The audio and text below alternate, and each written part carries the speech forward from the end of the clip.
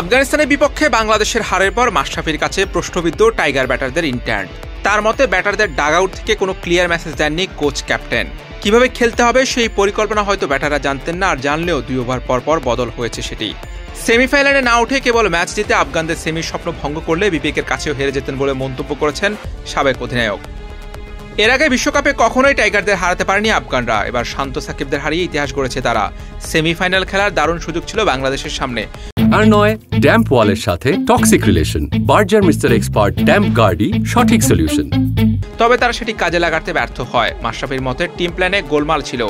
এ নিয়ে তিনি তার ফেসবুক স্ট্যাটাসে বলেন, লিটনের ইন্টেন্ট আর নন স্ট্রাইকারের নীরবতা দেখে বোঝা যায় ক্লিয়ার কোনো মেসেজ ব্যাটিং ইউনিটের কাছে ছিল না। আর যদি থেকেই থাকে তাহলে প্রতি 1 বা 2 ওভার পরপর চেঞ্জ হয়েছে, যেটা শেষমেশ এমন জায়গায় দাঁড়িয়েছে যে স্রেফ ম্যাচটা জিতে। জাতীয় দলের সাবেক অধিনায়ক মাশরাফি বিন মুর্তজা মনে করেন এই ম্যাচ 12.1 ওভারে জেতার জন্য খেলা উচিত ছিল বাংলাদেশের। আর সেটি করতে গিয়ে যদি দল 50 রানে অল আউট হতো, দর্শকরা সেটাকে সহজভাবে মেনে নিত। মঙ্গলবার সামাজিক যোগাযোগ মাধ্যমে ফেসবুকে নিজের ব্যক্তিগত অ্যাকাউন্টে মাশরাফি লেখেন, আজকের হিসাবটা ছিল শুধুই 12.1, এর বাইরে ভাবার কিছু সুযোগ ছিল না। তাতে যদি 50 রানেও দল অল আউট হতো, সবাই সেটা সহজভাবে নিত। তিনি আরও লিখেন, আর যদি এই ম্যাচ জিততাম বিবেকের কাছে হেরে যেতাম। এই ম্যাচ আর 10টা ম্যাচের মতো ছিল না আমাদের কাছে, এটা ছিল ইতিহাস গড়ার সমান। এরপরও অবশ্য আশা দেখি বা দেখবো ইনশাআল্লাহ, হয়তো কোনো একদিন। আফগানদের প্রশংসা করে তিনি আরও লিখেন, অভিনন্দন আফগানদের, কি দারুণ তাদের শারীরিক ভাষা, শেষ পর্যন্ত লড়াই করে যাওয়া এবং শেষে তাদের সেলিব্রেশন। নিশ্চয়ই কাবুল এখন কাঁপছে।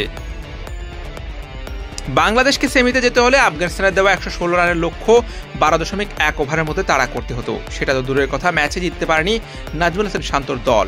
বৃষ্টি আইনে 8 রানের জয়ে প্রথমবারের মতো সেমিফাইনাল নিশ্চিত করল আফগানিস্তান। তাতে সুপার 8 থেকে বিদায় নিল বাংলাদেশ ও অস্ট্রেলিয়া। মঙ্গলবার কিংস্টনে টসে জিতে আগে ব্যাট করতে নেমে নির্ধারিত 20 ওভারে 5 উইকেট হারিয়ে 115 রান তুলেছিল আফগানিস্তান। দলের হয়ে সর্বোচ্চ 43 রান করেন রহমানুল্লাহ গুরবাজ। ম্যাচের মাঝে বৃষ্টি হানা দিলে ডিএলএসে বাংলাদেশের জন্য লক্ষ্য দাঁড়ায় 19 ওভারে 114 রানে।